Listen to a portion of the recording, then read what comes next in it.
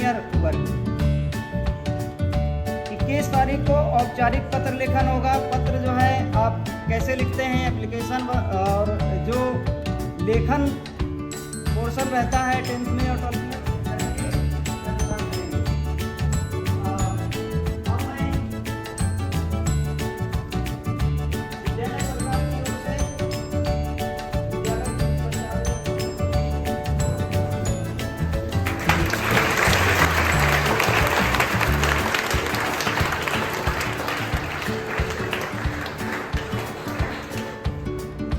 यह उद्देश्य था कि भारत में सबसे ज्यादा भाषाओं में बोली जाने वाली भाषा हिंदी थी।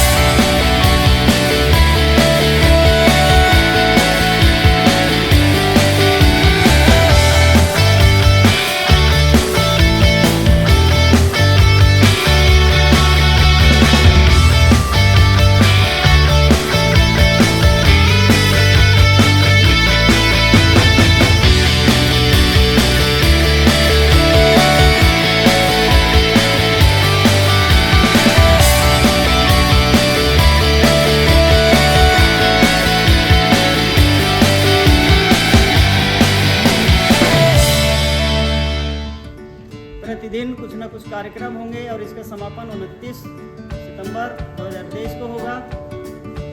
तो प्यारे बच्चों, ये प्लेटफॉर्म आपके लिए है।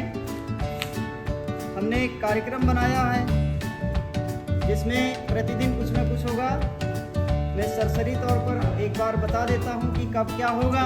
इसके बाद कमिश्नर महोदय का मैसेज संदेश आया हुआ है, वो DK पांडे सर पढ़कर सुनाएंगे। देखिए, कोई भी कार्यक्रम विद्यालय में होता है वो आपका है, आपकी भागीदारी से होता है। जो भी व्यक्ति इसमें पार्टिसिपेट करना चाहते हैं वो अपने concern class teacher, subject teacher या फिर हाउस मास्टर, मिस्ट्रेस को नाम दे देंगे, मेरे पास आएंगे और कराएंगे। देखिए, आज उद्घाटन है। इसके बाद 15 तारीख को हम करेंगे हिंदी टाइप लेखन और निबंध लेखन होगा। ये कनिष्ठ वर्ग का है। इसके बाद 16 तारीख को कनिष्ठ वर्ग का होगा हिंदी के लिए स्लोगन या उद्घोष लेखन नारे।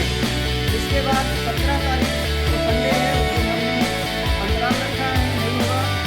18 तारीख को हिंदी पुस्तक प्रदर्शनी एवं पुस्तक समीक्षा लेखन। आप जो भी पुस्तक पढ़ते हैं उसके बारे में लिखेंगे क्या है। उसके बाद 19 तारीख स्वरचित कविता वाचन होगा। 20 तारीख स्वरचित कहानी लेखन होगा। ये कनिष्ठ वर्ग हो गया, बोले तो जूनियर वर्ग। 21 तारीख को औपचारिक पत्र लेखन होगा। पत्र जो है आप कैसे लिखते हैं, एप्लीकेशन और जो लेखन पोर्शन रहता है उसकी प्रैक्टिस हम इस बातें करेंगे। राजभाषा प्रश्नोत्तरी 22 तारीख को होगी।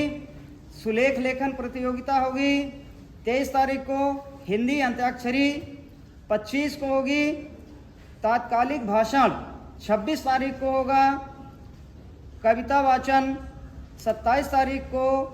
28 तारीख को वाद विवाद प्रतियोगिता करवा करके हम 29 तारीख को समापन और पुरस्कार वितरण करेंगे।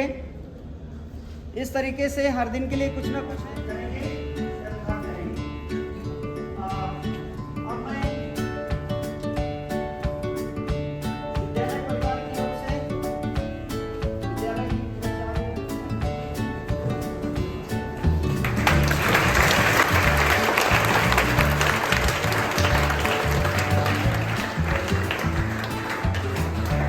जहाँ से भी प्यारी बनी राजभाषा, सबकी दुलारी हिंदी हमारी।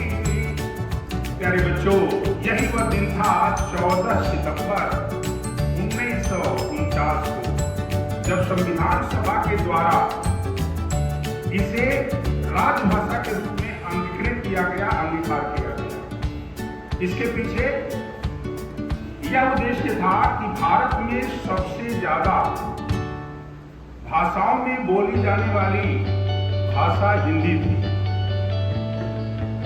दूसरा, हिंदी ऐसी एक भाषा है जिसे बहुत आसानी से सीखा जा सकता है और इसे बोला जा सकता है।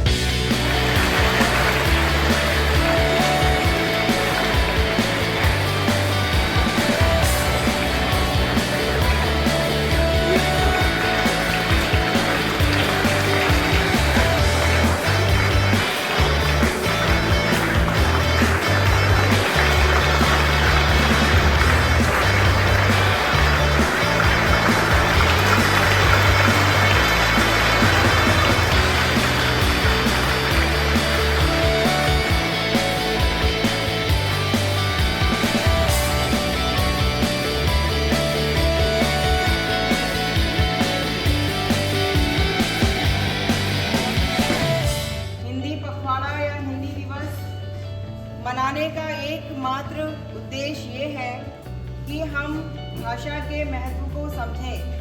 ऐसा नहीं है कि हमें केवल इन्हीं दिनों में हिंदी का प्रयोग करना है। भाषा के महत्व को समझने के लिए हम पखवाड़े का आयोजन करते हैं।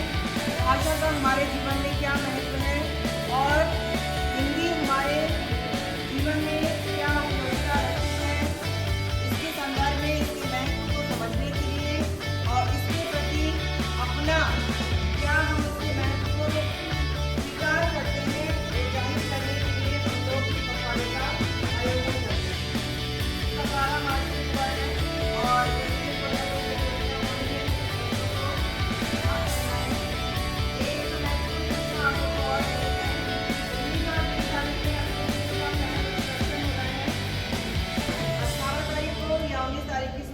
अधिकारी लोग आएंगे और पूरे वर्ष जो आप करते हैं, कैसे आप रहते हैं, कैसे आपकी व्यवस्थाएं हैं, कैसे आप पढ़ते हैं, उन सब का आकलन मात्र 2 दिनों में किया जाता है।